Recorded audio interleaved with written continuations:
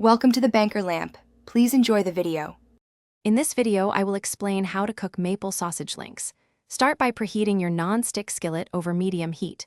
While maple sausage links often release their own fat, a tiny bit of oil or butter can prevent sticking. Arrange the links in a single layer, giving them space to cook evenly. Pan frying is a quick and easy method, taking about 10 to 12 minutes. Remember to turn them often to achieve that perfect golden brown crust on all sides. For a hands-off approach and even cooking, baking is an excellent choice. Preheat your oven to 375 degrees Fahrenheit. Line a baking sheet with parchment paper to make cleanup a breeze. Place the maple sausage links in a single layer, ensuring they don't touch. Bake for about 20 to 25 minutes, remembering to flip them halfway through for consistent browning and doneness. Grilling adds a wonderful smoky flavor to your maple sausage links.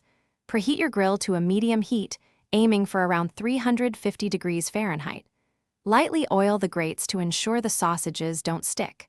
Place the links directly on the grill, turning them every couple of minutes. They should be fully cooked in about 8 to 12 minutes, with beautiful grill marks and a delicious aroma.